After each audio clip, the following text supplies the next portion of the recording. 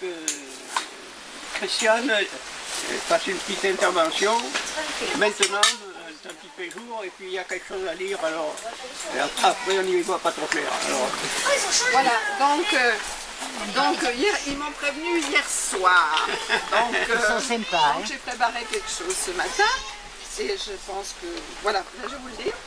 Cela fait maintenant 18 ans que nous nous retrouvons ici à l'occasion de ce triste anniversaire des bombardements atomiques d'Hiroshima et Nagasaki les 6 et 9 août 1945. Les rares survivants, que l'on appelle les Hibakusha, racontent en un instant des milliers de gens ont été tués ou blessés sans discrimination. Les cadavres carbonisés, les corps dont la peau partait en lambeaux, les longues files de gens errant en silence furent une vision de l'enfer. Ceux qui avaient échappé de peu à la mort s'effondraient les uns après les autres. Et ils poursuivent. Depuis pendant plus de 70 ans, nous avons lutté pour survivre dans les maladies créées par les effets à long terme et la peur d'éventuelles conséquences des radiations sur nos enfants et petits-enfants. À partir de cette période, nous n'avons jamais cessé de faire appel au monde entier pour qu'il n'y ait plus jamais d'Hibakusha. Or, que se passe-t-il? Nos enfants, comme les adultes, tous, nous sommes soumis à un endoctrinement des gouvernements et des médias qui prétendent que la dissuasion nucléaire est nécessaire. 9 pays possèdent aujourd'hui l'arme nucléaire. Les États-Unis, la Russie, la Chine, la France, la Grande-Bretagne, Israël, le Pakistan, l'Inde, la Corée du Nord. Pouvons-nous assurer qu'aucun chef de gouvernement ne trouvera un jour un bon prétexte pour utiliser la bombe? Nous savons bien que non. Aujourd'hui, chaque bombe équivaut à 1000 fois Hiroshima et Nagasaki.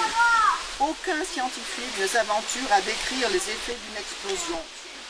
Mieux, lors de la dernière conférence internationale à Vienne, en Autriche, en décembre 2014, ces scientifiques, des médecins, des météorologues, des physiciens, des juristes disent « Aucune institution nationale ou internationale ne serait en mesure aujourd'hui de faire face à l'explosion d'une arme atomique. » Alors oui, ne cédons pas à l'endoctrinement des gouvernements et des médias. Exigeons, avec les Hibakusha japonais, que les gouvernements de tous les pays concluent un traité qui interdise et élimine les armes nucléaires. Notre comité de la Corrèze ajoute même « Rien n'interdit à la France de rejoindre dès aujourd'hui les 12 États qui ont renoncé à l'arme atomique et les 115 pays qui sont membres de zones exemptes d'armes nucléaires. » Le mouvement de la paix rappelle également qu'il faut enseigner qu'une autre culture est possible, une culture de paix. Nous informer, critiquer les informations, réfléchir, mettre en œuvre la raison, voilà ce qu'il faut que nous prenions l'habitude de faire, y compris quand il est question de sécurité. Le mouvement de la paix l'affirme haut et fort. Je cite, « La culture de la paix et de la non-violence basée sur les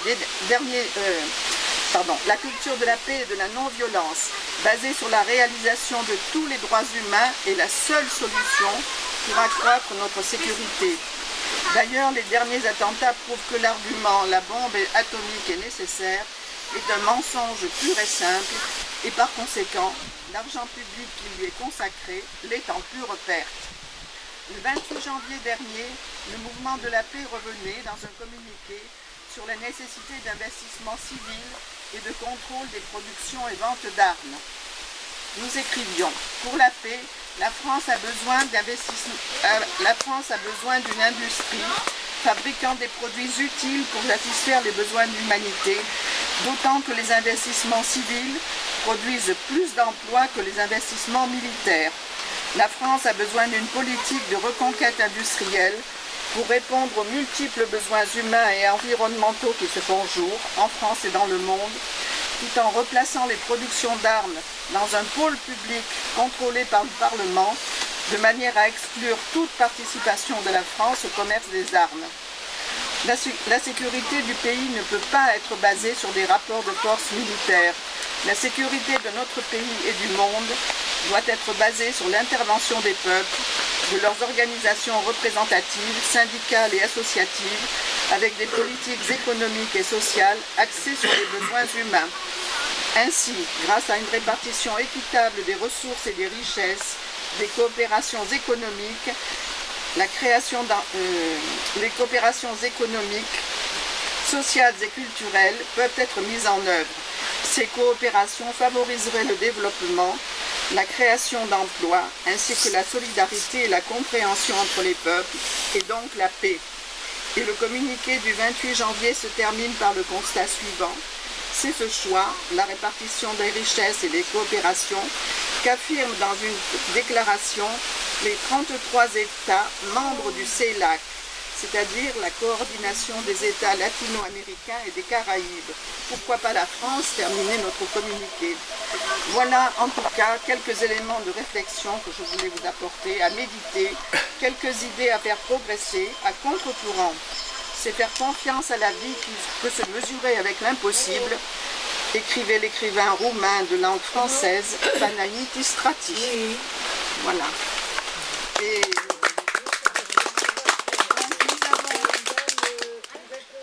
nous avons ici l'appel des Hibakusha qui demande l'élimination des armes nucléaires. Et donc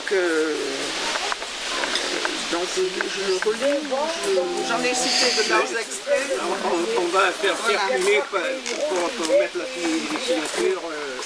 Voilà, je peux lire la fin. Nous, les Hibakusha, appelons les gouvernements de tous les pays à conclure un traité qui interdise et élimine les armes nucléaires. L'âge moyen des Hibakusha dépasse aujourd'hui les 80 ans. Notre désir le plus profond est de connaître de notre vivant un monde libéré des armes nucléaires. Ni vous, ni vos familles, ni vos parents, ni quiconque ne doit devenir les Hibakusha de demain. Nous sommes convaincus que vos signatures au bas de cet appel viendra s'ajouter à celles de centaines de millions de gens du monde entier et auront une influence déterminante sur les politiques internationales. Finalement, ce sont elles qui sauveront notre planète bleue et tous les êtres qui y vivent. Nous vous engageons très chaleureusement à signer cette pétition et sont à l'initiative de cet appel, donc des Hibakusha, des victimes des bombes atomiques. Les derniers survivants. Les derniers survivants. Voilà. Voilà, alors on va faire circuler, il y a notre feuille, c'est circuler rapidement.